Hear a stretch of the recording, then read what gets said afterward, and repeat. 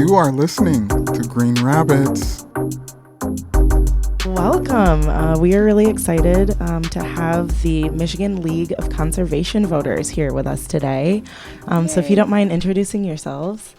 Yeah, I can jump in. My name's Abby Barker, she, her pronouns. I am one of the West Michigan regional coordinators with Michigan League of Conservation Voters on our advocacy and outreach team. So really working across West Michigan with our volunteers, taking action on things like clean water, clean energy, and just making sure we all have the resources we need to live healthy, sustainable lives. Woo. Love to hear it. And I am Wesley Watson. I am the other West Michigan regional coordinator with Michigan LCV. Is really coming together and making sure that we're unifying our community on these important issues and really holding legislators and also polluters accountable for their actions in the community. Tell them. It's all about equity and how we center equity within this work, particularly in the EJ space. What is EJ for those of our listeners who may not know? EJ is environmental justice. Thank you for that. And also thank you for what you do, both of you. It's so important to not have only just people who do stuff like us, but then people who also work on the inside and doing things that we don't really ever see. Yeah. And we need more of that, and we need positive examples of that. That's how we built this coalition. It's a community coalition, and it takes all of us because we're dealing with issues that we have dealt with, some for centuries and some for decades. And it's not just going to take one body; it's going to take the whole community. So, yeah. Awesome. Happy to be here. Yeah, I'm so happy you guys are here. This feels really real. Our last interview was Sergio, which is great. Sorry to say his name like that. It's great, Sergio. But he's our coworker. He's our colleague. So no knock on Sergio. Sergio is amazing. No, he's great. It just didn't feel like an interview. It felt just like a conversation we have every week. But we talk to him every week, so Yeah. So this is exciting. But I'm gonna let Nancy take over. She's usually the one that just kind of leads. So yeah, let's do this. All right. So today we want to really talk about PFAS and what it is. And since you guys are basically kind of our local experts on that, would you guys want to give us kind of a crash course definition? Yeah, so I can jump in here. So PFAS are actually a group of chemicals, and it's an acronym. I'm going to do my best to pronounce this word here, but it's short for per and polyfluoroalkyl chemical substances. I know, I've been working on that all week for you all. PFAS for short, that's what I will be referring to it as from here on out. But it is a group. It's a group of forever chemicals, and I can go a bit into that too if you want me to jump into what that means. What forever chemicals are. Yeah, so PFAS are actually designed to be practically indestructible, made out of some of the strongest chemical bonds. I'm not a scientist, so I won't go into the science or bore you with the details, but really what that means is it's not intended to break down naturally. So when it's in our environment or in our bodies, we're really not going to see it break down in our lifetime. Right. It can take hundreds and hundreds of years. That's why it's referred to as a forever chemical. If you're ingesting PFAS now, it's going to be staying in your bloodstream. Yeah. And I heard that it's actually used in a way as to resist the elements, right? To resist nature. Because aren't they usually PFAS used in things that are used to waterproof things or protect things from the elements? So it's almost intentionally made to not be broken down, like I said, in a natural way. Exactly. They do their job. They're meant to repel oil, grease, water. So it's really just meant to reflect things off of it. Mm-hmm. Yeah. Go ahead. Sorry, I always do this. No, I was just saying, just thinking. You go for it. Well, no. I will. So, I guess I wonder, Nancy. I just want to side note. Should we then right now talk about some of the things that it's in? Or do you want to wait for that? Well, our next question is, where does it come from? So that's probably what we could talk about, what it's in also. So go ahead and ask her in a regular way. This is all staged, you guys. Yeah. So because it isn't all these things, where does it come from? Yeah, so it is a man-made chemical. It's obviously not naturally occurring in our environment. It was actually invented back in the late 30s, early 40s. The first PFAS chemical was actually invented by mistake when a DuPont chemist was messing around. I shouldn't say messing around. He probably knew what he was doing a bit with some gases, but came back and found this new chemical. And then shortly after World War II began, where we've seen just a lot of focus in our society around technology advance. And that's where they started to work more with PFAS chemicals and then bringing that back into the consumer's market after the war. Mm-hmm. So some of the first companies that really started to use this was both DuPont and 3M, using it in Teflon pans where you see that non-stick. Okay, again, PFAS wants to repel that oil and grease. And then in Scotchgard as well, that we see sprayed on shoes, on our couches, on our carpet to keep them from getting stains, because we don't want stains on our furniture, but we also don't want our furniture to poison us. And then ideally. Ideally, yeah. Seems like a very intense trade-off. Yeah, and since then, PFAS have just been continued to use in everyday products, so you can find it in paint and a waterproof makeup, mascara, some laundry detergents. It's being put in some like medicine for whatever reason I will never understand. A lot of shoes. In medicine? Yeah, that's actually something that I learned this morning, that it's getting put in medicine. I haven't been able to dig into it a little bit, but it actually raises your blood pressure, and it's being put in so it doesn't make sense to use it in medicine whatsoever. Yeah. But it's used in technology like our cell phones. Really, like if you're just going about your day-to-day life in your house, you're probably touching multiple objects with PFAS on them, unfortunately. Right. That is kind of gross, and I kind of want to purge my house of PFAS now. Yeah, it's actually... I think it's around like 98% of us likely have PFAS in our blood. And it's not just us, it's our pets too. There was a really great article I read once about a cat that had they had the cat's blood tested and there's PFAS in the cat's blood as well. And then of course, I know we'll probably get into a bit more, but in our wildlife too. Yeah. Right. I have a question. Is it a accepted level of PFAS that it's okay for us to type of consume, or? It depends if you're asking a scientist or the government. And I will say, like, no levels of PFAS are safe. That's what science shows. In Michigan, we do have drinking water standards that set the amount of PFAS that are allowed to be in the water that's deemed, like, quote unquote safe. But the EPA, the Environmental Protection Agency, actually just came out with some new proposed recommendations that are even lower than what Michigan has in place. Really, if you test and you find PFAS, it means it's not safe, but we also have to make sure that, I'm trying to think of the best way to say this, but the levels have to be realistic too, because once PFAS is those levels, we have to be able to take action to make sure that if it's in the drinking water, we're switching to a different source of drinking water, for instance. It's in so much that it's almost unavoidable at this point, but also I want to kind of touch on a little bit is the accumulation. Nobody talks about, when they're regulating things, the accumulation. So it's okay maybe to have a tiny bit in your drinking water, but what's not okay to have is on your furniture, on your pans, in your makeup products, in your, your cleaning products, and then also everywhere, in other people's environments. And that's not the only chemical we take in. So just throwing it out there that it's not just one item or the other. It's how many items you're taking in one lifetime that contain that. Exactly. And I have heard from somebody that had been impacted by PFAS. Their water has been changed over to municipal water now, so it's clean, but something that she has to be aware of is what other, chemicals am I or what other products have this chemical, because I already have this PFAS in my blood that's not going to go away for hundreds of years. So I have to be really conscious to make sure I'm not, consuming additional PFAS on top of that. And then it's, not just in our products, but it's in our water too, our bodies of water. So a lot of times, I know when I was a kid, I would see like foam on water. And I'm like, how cool is this foam? I love foam and I want to jump into it. And I want to be clear that foam can be naturally occurring, but PFAS builds up in our water and it looks like foam as well. No, so a lot of that scummy, foamy water. Yeah, and even Millennium Park over, I believe Kent County, south of Grand Rapids, has PFAS in the water, where kids go on field trips to go swimming, and that level is deemed quote unquote safe by the state, but again, no amount of PFAS is safe. So if you're swimming in that water, you're going home and you're eating pizza, and that pizza box has PFAS on it because it, you don't want your pizza box to be soggy with grease. So let's put hazardous chemicals on it. So just ways that you're really getting contaminated without even realizing it, living your everyday life. Yikes.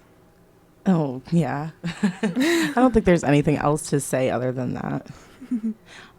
So this is exactly, what do you know what any health effects are? Yeah, so PFAS is linked to negative health impacts, which can include autoimmune problems like diabetes, thyroid and skin conditions, decreased fertility, high cholesterol, kidney and testicular cancer. And then children and pregnant people are particularly at risk as well. PFAS contamination can lead to other problems like low birth weight, decreased immunity response to vaccines, reduced hormone levels, delayed puberty, which we know, like things like low birth weight can lead to other health impacts in the future as well. Yeah.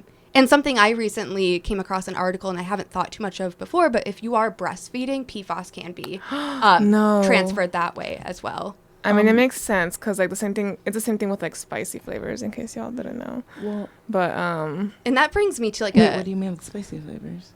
if a mother eats Oh, yeah. or a parent eats a lot of spicy food, like you get spicy breast milk. So the reason why is because like that's their whole system. Actually, the only way to fully really detox your body is to have a child. All of your system goes into that child, and that's what your body just rids itself of anything it had before. It almost drains you of what you had in your body, and so it directly does go into your child. And thinking of that as like an equity lens too, like the extra money that you then have to spend on formula if you're able to, when you could just be breastfeeding if that's something that you want to do, but you don't, Have want the to poison ability, your kid. yeah. Or the people that just don't even know that they might have PFAS in them, and then to find out that you could pass that along. Yeah, and the more natural products that you can buy are typically more expensive, and so there's also a reason for people of not purchasing those or really thinking about their chemical intake because it's just simply not in their budget to do.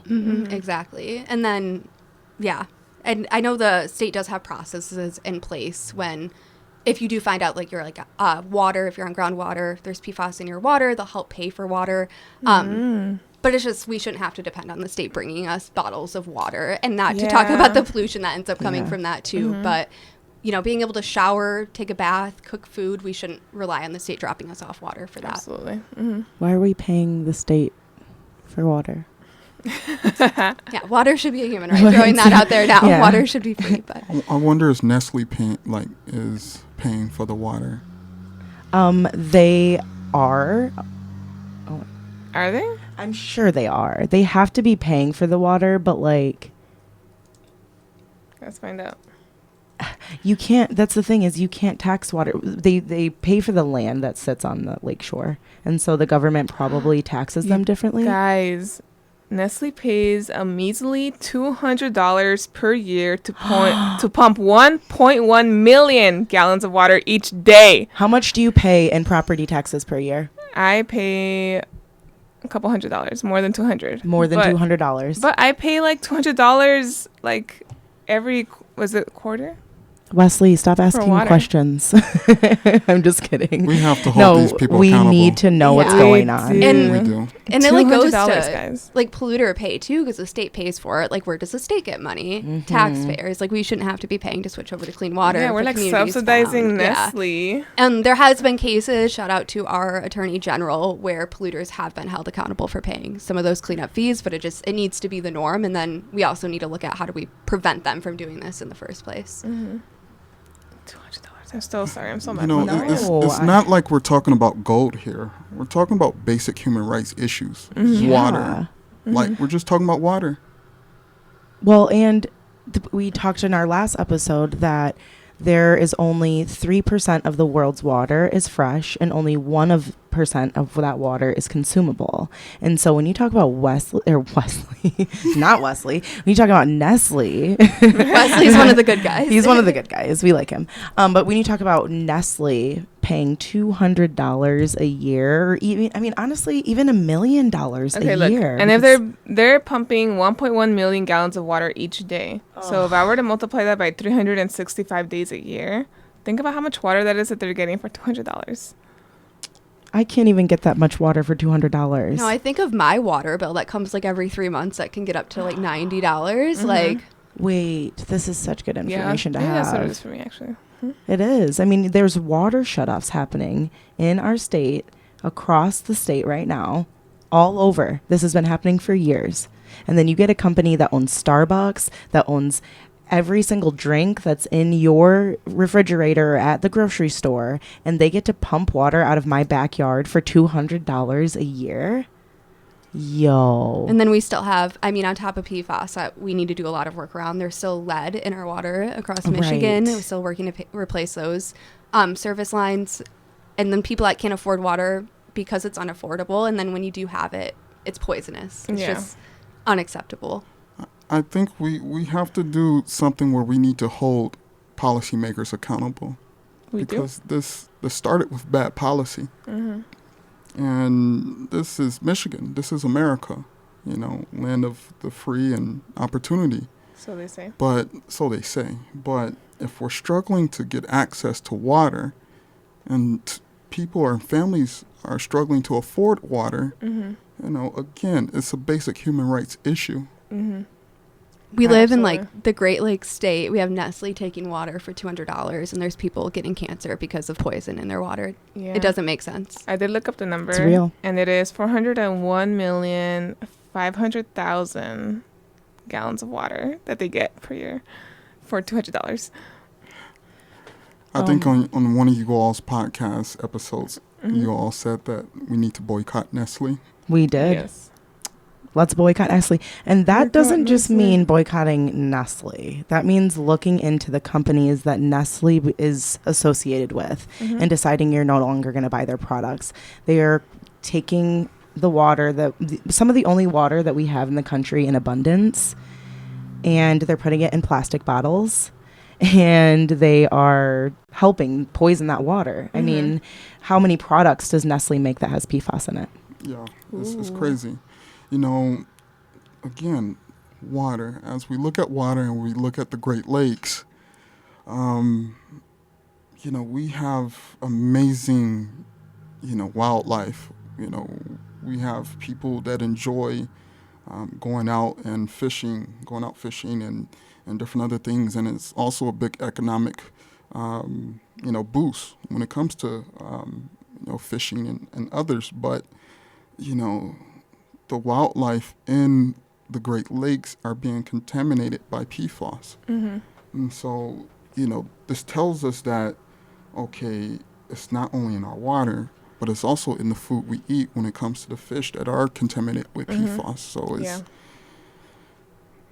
And I think of like indigenous populations too that have made it a point to protect our environment, and because of corporations just being irresponsible and having no regard to how they're impacting people, now there's do not fish advisories on a lot of like the Huron River, the Ausable River, and we're still looking at like the fish advisories, because now that we're looking at the drinking water standards, we know that the fish eating standards are too high as well, and then it's also in our deer that people are eating, and then the plants that we're watering with their drinking water. And that's a good point too, because I think a lot of people say like, oh, I'm on municipal water, my water is clean, I'm okay, which like if you are drinking PFAS, that is where you're going to get that high level exposure. If you're showering it, you're drinking it constantly.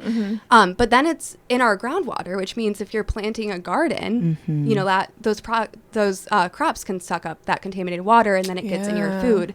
And there's actually a farm, I think over in Maine, organic farm. They decided to do some testing of their products and their crops, and it came back that there's PFAS in them because of dumping that was done on the property like way before. And it doesn't go away on its own. So even, companies or farmers that are trying to do the right thing and do organic products, we're still dealing with the repercussions of bad actors in the past. That is very depressing, honestly. Yeah, and I think this touches a lot too on acting before you realize your impact later, because this is something that happened how many years ago? Like this started becoming really big, and what year was it again? I think it was 2017. and shortly after, media really started to catch on because that, at least in Michigan, I will say, because of the Wolverine case in the Rockford Belmont area. So if you're not familiar, Wolverine's a shoe company, and they use PFAS on their shoes because waterproof, and improperly dispose of those chemicals. And when they were set to demolish the building back in 2009, a lot of citizens raised concerns about, you know, what products were used there, like what is that going to look like when you tear the building down, and like largely just ignored. And in 2017, I know the community kept the pressure on. I think what happened is somebody requested a well permit, so they had to do some water testing. And they found just, I want to pull it up here because I don't want to get the number wrong, but PFAS as high as 122,000 parts per trillion in some of those wells, and like often like 38,000 parts per trillion. Yikes. And you know, what does parts per trillion mean? I know I can get a lost sometimes with those scientific terms, but if you think of an Olympic-sized pool and you put one drop of water in there, that's 1 part per trillion. So you're in an Olympic-sized pool, somebody does like a little eyedropper of PFAS, and it's enough to contaminate that whole entire pool area. So when you think of that, and looking at like our drinking water standards right now in Michigan, as I said, they're a bit lower than what they are federally. The PFAS drinking water, and there's different types of PFAS. 2 of the common ones are PFOA and PFOS. So for PFOA, it's 8 parts per trillion. Anything over that, they would have to switch over your water source, and then 16 parts per trillion for PFOS. The EPA has recently released some new maximum contamination level standards around that, and for PM PFOS they are looking at 4 parts per trillion, so lower than Michigan's, but still recognizing that level's too high. That's just kind of what is realistic for the state to be able to go in and switch over water systems and things like that. I mean, it's like kind of like similar to the lead issue, where like the lower that threshold is, the better it is for people that are consuming this. And talking a lot about drinking water, but I mentioned earlier that it can be in our bodies of water as well. So I know with the Wolverine site in Rockford, Belmont, that has run into the Rogue River, which connects to the Grand River, which connects to Lake Michigan. So I know a lot of people are pushing for, let's start testing some of the fish in the Grand River. So we have a better idea of what that looks like. I'm surprised we haven't done that already, actually. I think a lot of it comes back to Michigan has done more testing than a lot of states. There's definitely a lot of work that we need to continue to do, but it's really pushing for more funding and resources for environmental Great Lakes Energy Eagle to be able to do those things, which is then putting pressure on our lawmakers to include that in our state budget and legislation and make sure that they have the funding to continue doing that testing. But there's been a lot of great groups just on their own doing this testing since the state hasn't.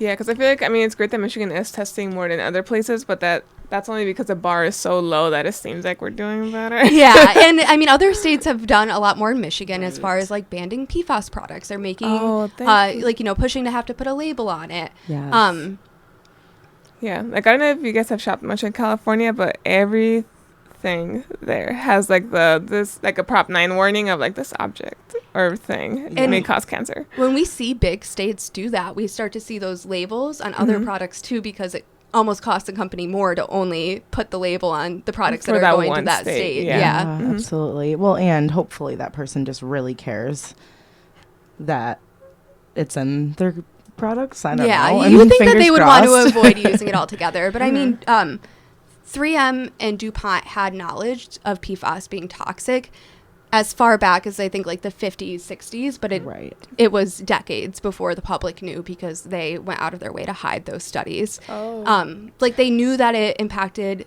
like your fetus development, so what they did is they pulled women off the lines, but they didn't tell them why.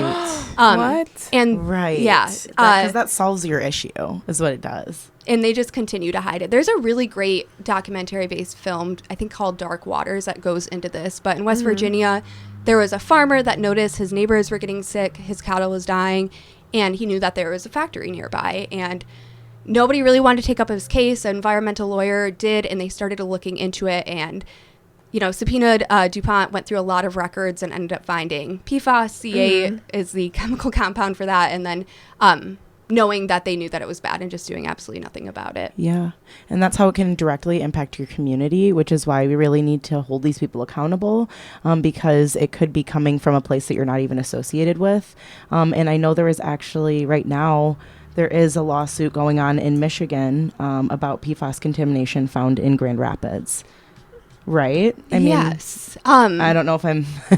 I feel like I'm not making. No, there is. So, like, No, there's a lawsuit against Wolverine that has gone through. Yes. So they're now in the process of cleaning it up, but their plans are insufficient, so that keeps getting delayed.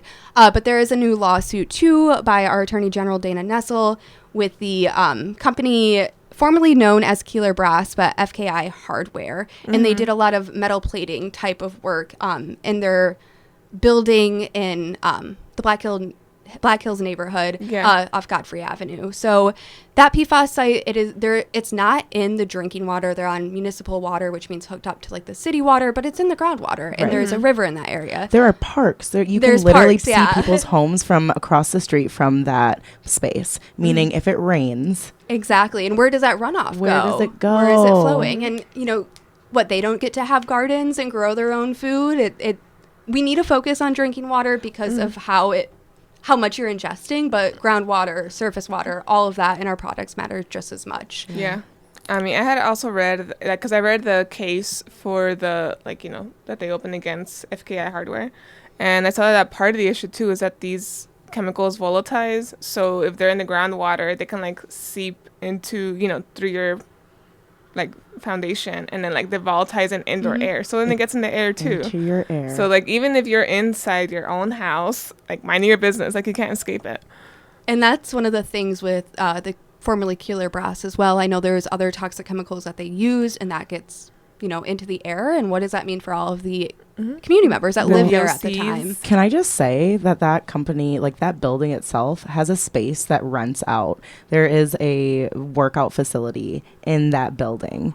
And so when you think about it going, well, if it's going through walls, people should know that it could possibly be going into your space in a very porous area.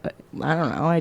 And the company should they should put the warn money people. into it to figure out if that is a concern. And that's part of the lawsuit too, is that they've refused to work with address it. Work with Eagle. So we need to better understand, and it should be up to them to pay for those. Also want to throw out there that person doesn't even live in this state. I believe the person who owns this company is from California. And so they don't really even have to think about the neighbors that they're touching, because it's not their neighbors. They're just, they bought the old companies that were running that space. Yeah, and it's multiple buildings in West Michigan, Southwest Michigan, and not just the specific one that we were talking about. So, but you can look into this and you can get this information. It's you can find the lawsuit and read it. It's a real interesting read that just repeats itself quite a bit. But Abby, I have a question. What does no stricter than federal means? Yeah, so no stricter than federal basically means that a state cannot set stricter regulations than what is on the federal level. So even if, we elect a great governor, an attorney general, an environmental majority, some of the things that we work to do in Michigan, there are still restrictions to what a state can do. So I know that's something at Michigan LCV we talk about, is repealing that so that we can have stronger environmental regulations. okay. Wesley, how can people get involved and help stop, the pollution and hold people accountable, hold polluters accountable? Yeah. It goes back to community. Everything is rooted in the heart of the community. And, I spoke earlier that, it's not just one individual, one group. We as a whole collective, as a community, have to build that coalition. And you can, really go to your legislators' coffee hours. You can really give a phone call to your legislators. Yep. Also, you can send emails to your legislators and really asking them to, repeal the no stricter than federal law that's in place. And it was put in place by Governor Snyder. And So that's a state law. that's a state law. I always thought it was a federal law that you So we don't have exceed to state. attack a federal law. You can just make sure that your state changes where they get their regulations from. You can, Or again, if they choose to exceed or not. again, this is Interesting. bad policy. Which is how California gets away with doing plastic bans and stuff like that. Yes. Is that correct? Then Yeah, they 'cause just they don't have to be don't follow stricter. that, or I think it's really again, we have to hold electeds accountable because it's babies that's not even born yet. Absolutely. That, this work means a lot to. And so we have to get active and get involved. Michigan LCV, we hold phone banks. We hold texting banks and others to really get people involved in saying like, hey, I'm going to call my legislator to let them know that my health is important and drinking water is important. And we do not need contamination in our drinking water. Yeah. Well, we don't want it. Yeah. It's not for me. It's not for us. Hello. This is not for me. This is not for us. So then how can we find this information, either locally, like what you're dealing with in Grand Rapids, or how to contact these people? Like, do you have that through the website, like the Michigan League of Conservation website? We have some information on our website on PFAS, and then if you're looking as far as like if you want to view a map of where PFAS contamination is in Michigan, there are over 200 known sites and like I think 11,000 possible PFAS sites, just car washes, factories, landfills, places that have these chemicals. Washes, I mean, you don't really think about it, but of course, water resistant and all of that. So there is the state's website. They have started the Michigan MPART, Michigan PFAS Action Response Team, which is made up of officials with the state as well as impacted community members. They're just folks that want to be involved with this issue, just to give the state some recommendations and continue to push them to do more like testing, public notification. But they do have a really great interactive map where you can see some of the PFAS sites and even type in your own address to see if anything pops up. And then from there, you can also find some information on blood testing and water testing. From my understanding, unless you are currently under an active investigation or like it has been confirmed you're in an area of PFAS, you do have to pay for your own water and blood testing, which I have thoughts about because we shouldn't have to pay to figure out if we're contaminated because the state hasn't gotten to us yet. Yeah, it's like also we can only find that if we're Well, no, because who is going to have the hardest time doing that? It's people who, one, are most likely impacted by it, but two, can't actually afford extra testing to see if their family is contaminated by something that they have no control over. And then even like you find out that it does have contamination in it. Like, is the state actively working on it? Like, then you have to start, if you don't want to be drinking that water, providing your own. And that is how some PFAS has been found, is people privately testing their well. They found PFAS, notified the state, so then they start to look in other areas as well. Dang. I have one last question. We look at and we see that PFAS is around a lot of airports. Exactly why is PFAS around a lot of airports? Wesley, I like that you're asking a question now. No, I know. I really like this. Okay, welcome back. Our host, Wesley. So PFAS is found around a lot of airports. It's probably at every airport because of AFFF fighter fighting foam. It is a type of PFAS. So that was invented back in the 60s, I believe, and it helps with like extreme temperatures, fires, putting out things like that. It's actually required to be used on Navy ships. There was a big fire back in the 60s and some lives were lost. So that's seen as something that is a strong chemical and being able to prevent that from happening. And then it's obviously used on airports for a similar reason because of the high temperature fuel. So often you'll hear like people say we need to ban all, non-essential use of PFAS, and what they're talking about is like that PFAS that's in our everyday products that we don't need. And then oftentimes, chemicals like AFFF are looked at by some as being like quote unquote essential. But we need to be funding research to like find safe chemicals that replace these, because right now it's up to like a company and their goodwill to tell you if the chemical that they're using is safe or not, which is why 3M and DuPont were able to hide it for so long. So a lot of companies are looking into replacements for PFAS, but like not convinced that they're not just as dangerous. So And when we talk about public safety, what are we talking about? Are we talking about putting fires out in a way that just works for people and is cheap? Or are we talking about what we're doing to our environment and the people who don't even really have the luxury of using that plane? I mean, how many people can get on a plane and buy a plane ticket right now and go across the country or go across the world? Again, this is just, it's a luxury to be able to do these things. And then the people who end up having to drink that water and not be able to pay for those tests, are frontline communities and will always be frontline communities. And I should say, I think I misspoke earlier. The first PFAS site that was like known in Michigan was actually in Oscoda, Michigan, on the military base up there because of AFFF foam. And that was something that the Snyder administration knew about and hid for a long time. And that's also something that our federal taxes pay for. Exactly. So some of these PFAS sites, like the one in Wolverine, we're talking a lot of state involvement, but that is specifically with like the federal government. So I think they're still doing active blood testing over in that area.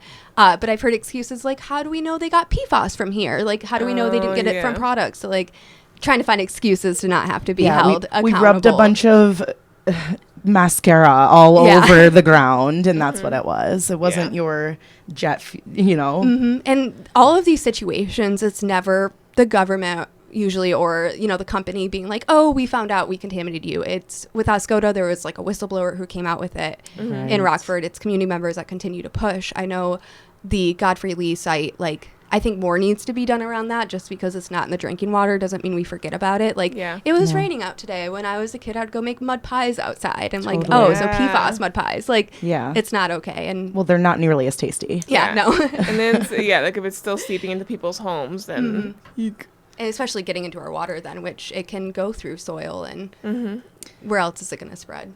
So Abby, you did tell us a lot about some of the community impacts in terms of like general populations, but also like frontline communities. But are there any specific demographics that you feel are especially affected by an exposure to PFAS? Yeah, I think like thinking of the communities that are often left out of these conversations. So like our BIPOC communities are already being disproportionately impacted by other environmental injustices, like water affordability in general, air pollution, and then just not always being listened to or having access to the ballot box. So having the ability to like vote these people out that aren't taking action on this. And then of course I think of people of low income too, or those that don't have access to technology. The Michigan PFAS Action Response Team, I think they go door to door a bit as well to notify people about water. But a lot of this information about, where is PFAS, how do I get my blood tested, water tested, is online. And if you're not actively involved in this work and you don't know what PFAS is, you're not going to be going to a computer and Googling, like, do I have PFAS? So how are those folks getting that information? And if they do know that they have contamination, on their property, how do they know that the access to those resources? So I know something Michigan LCV is talking about is doing more education just for folks. I think the state really should be doing it, but however, we can help out too, just to make sure the community is centered and folks know where to go to get that information.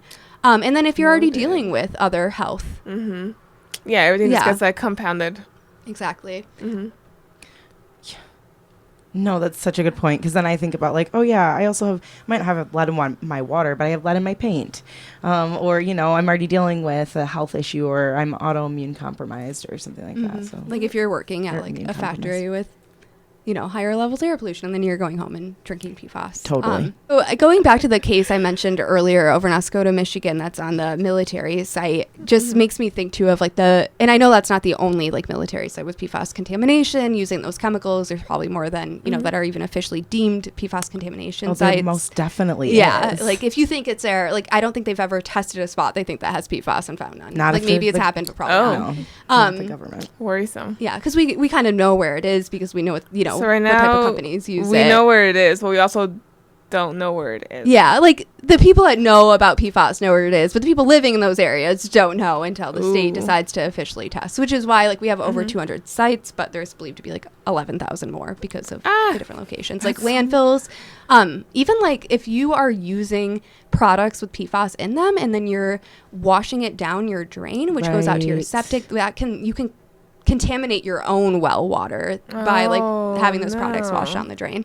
But going back to Oscoda and the military base, just thinking about how these veterans have put their lives on the line and like fought for our country, fought for our freedom, and they were contaminated the whole time. And obviously, like maybe they didn't know that was happening, the government, but they know now. And what are they doing? And it's really not enough. Like how are we prioritizing these people? Have you ever talked to anybody about the VA?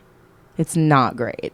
I promise that the services that they're receiving are already subpar. And then on top of being like exposed to, trauma and other chemicals of war, knowing that they were exposed to PFAS and then doing nothing to like redeem these people. Yeah. And then being told, like, how do you know that's where you got the PFAS? You Right, got like, it can you after that. prove And it? yeah. And I know a really strong community activist, in Escoda's Tony, has done a ton of work around this. And he actually helped with the Great Lakes PFAS Action Network, GLPN for short. It's a coalition of impacted community members. I know Michigan LCV, the Ecology Center, has helped support it as well. He's a co-chair alongside Sandy, who is a really strong community activist in the Belmont area from the Wolverine site, and both of them have just done a tremendous amount of work alongside others, raising a lot of awareness around this, and then also hosting different events or panels or whatever they can to like let people know of, you know, how can you privately get your blood tested, your well tested if the state's not doing it. And then also meeting with lawmakers in Lansing and DC and pushing for this too. I know like one thing is that GLPN I think has talked about is insurance covering blood testing so that we don't have to pay that out of pocket. Yeah, because I mean, it should technically count as like a preventative thing, right?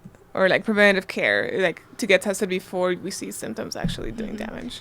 And I I'm not think like a that's healthcare whole, expert. Oh, that is a whole But I'm like, other if you have episode and PFAS, conversation. is that like a predetermined condition that like affects your insurance? I don't know. I can really, see, imagine like you live in a neighborhood with PFAS contamination, and bam, your rates go up. that's That would exactly also what I was kinda going to suck, say. too. All of a sudden, now you are more of a risk for that insurance company because now they have to pay. They likely are going to have to pay more for your health care. They most definitely are going to have to pay more for your children's health care. For women who are pregnant in that area, And no it's way. not something That's that like rough. all healthcare officials know about because it's just started to get talked about in like the last 10 or so years. And I know that there are, I think, some like continued, I'm not sure how it works in like the medical world, but like continued credit that you can get now for PFAS education. And I would love to see that be like a requirement of different nursing and doctors Yes. programs, because that is, you know, we know people that have got diagnosed with different cancers because of their PFAS contamination. Yeah. Oh, but if you go on the EPA, what does it say? I think it says it's not Research is being clear. done. Yeah, but 100%. They're but when doing more there's- research. They don't Yeah. have enough research to give that information. It literally is not listed as a cancerous toxin, although we've known people are proven to get cancer from PFAS. yeah. It's wild. And I So think even of- finding the information sometimes is like, how do I figure out what's bad for me or not? Exactly. And I think of little kiddos too, like just smaller Yeah. bodies. I know that there is a story out in Rockford of like a child having some of the maybe the highest levels of PFAS contamination, and that's not going to go away in their lifetime. So, Ooh. you know, How just old what is this child now? I would have to look, but I think still like elementary age would be in my Oh, assumption. So like man. what impacts Because does it was that have for years to 2017 come? that Yeah. they found it. Yep. So that would have to been pretty recent. Or they're still pretty young. Yeah. Crazy.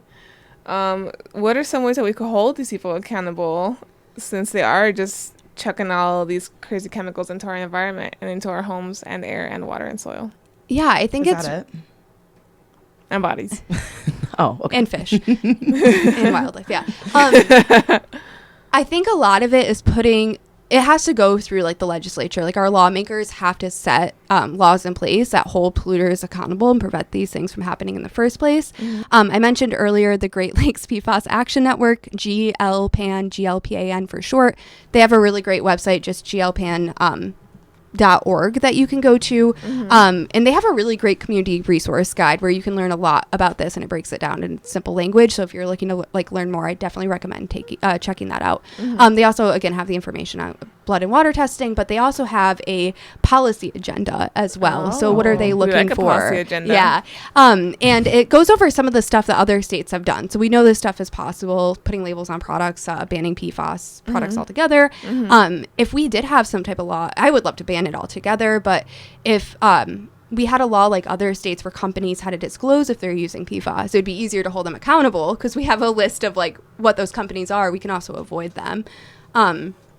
I know for me, like I bought makeup before and I was like, does this have PFAS in it? And I couldn't Google it. It's not easy to find. It's not easy to find. I looked this morning and I was like, I cannot find a list of products that are known to have PFAS in them. Yeah. And I think that's like an example of something that we can pushing for Transparency. Yeah, transparency, and then Yeah. really holding polluters accountable so that if contamination is found, we don't have to go through this whole lawsuit, and community members don't have to turn into activists fighting for their health. Yeah. Like, they're just being held accountable to cleaning up that. And a lot of the times they're getting a fine, which at the Totally. end of the day, when their profit, that is just a slap on a wrist to them. Like, a fine It isn't enough. is. Well, what's a fine for getting water from Lake Michigan? You know, like their fines are mean, not big enough. I mean, we also heard about the fines for like the migrant children that Yeah. side. Nancy, please.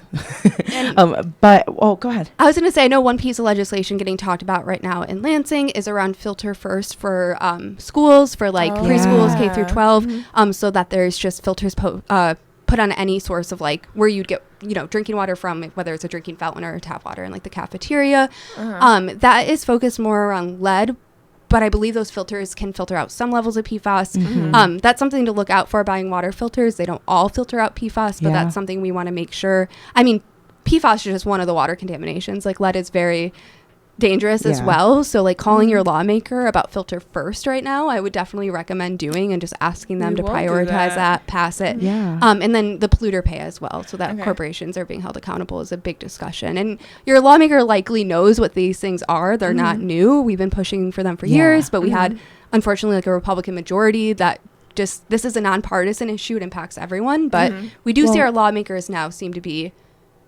a bit more amped to take some action on this, but they need to be hearing from the community too that we want this to be a focus. I heard a lot of Republicans really care about saving kids. So this would be a really great way for them to jump on that and make sure that the kids in this state are protected, Including Make the sure- unborn ones. And we've Totally. had some good Speak on bipartisan it. support, I but mean, like, I'm just saying, it shouldn't be. what would Jesus do? Okay, we will not put that in. It shouldn't be polarizing. To say It should people not to be get clean water. polarizing. Yeah. Wait, before we get to that though, what exactly is polluter pay? So polluter pay is something where common accepted practice that those who produce the pollution should bear the cost of managing to prevent damage to health, to human health and or the environment. Currently, right now, the taxpayers are responsible, for paying that pollution. That cleanup for that pollution being released into the atmosphere. In Michigan, we have over 24,000 contaminated sites. And with polluter pay, basically what we'll do is that it will be in place where with polluter pay, those companies will have to pay for the cleanup. Well, why do I have to pay for the cleanup? I genuinely, I'm still questioning. I have to pay for the water that you contaminate, and then I have to pay for you to clean it up because you contaminated it. So just in case I want it to be cleaner, I got to give you more money. And then you have to pay for your Exactly. health And then, bills, too. and then I have to pay for the health bills Exactly. and for the health insurance and for Exactly. I think this the is, filter on my sink. this is something that's very, it's a great conversation. You should reach out to Senate Leader Winnie Brinks Okay. and really ask her, why do taxpayers have to pay for the cleanup? Yeah. Is there any way where policy or legislators can take this burden off the taxpayers? Yep. Because it shouldn't be our responsibility to 100%. pay for the cleanup. So, I would really suggest that, you should reach out to Senator Winnie Brinks and ask that question. So that could be our call to action. So we have a couple of them for the PFAS situation. Reach out. Talk to your senators, talk to your commissioners, your legislators, anybody that you feel comfortable reaching out to. Talk to them and ask about these issues that are happening Also reach out to locally. the ones that you don't feel comfortable reaching out to also. Well, I mean, Nancy, yes, but some people don't even call to make an appointment for you can, something. You can email too. I mean, Okay, a there call we go, is the there we best go. way to go. Like a But call can have emails- an impact. I think they say because not everyone contacts their lawmaker, one message represents 5+ constituents right, because not everyone because calls. And we've done phone that banks makes where we sense. fill up, a lawmaker's voicemail box we by love the end of that. it. Yeah. And then I know too, like I mentioned, the EPA has set those proposed drinking water standards around PFAS as part of the Safe Drinking Water Act. So those are not official, and corporations and industry are pushing back really hard right now against those.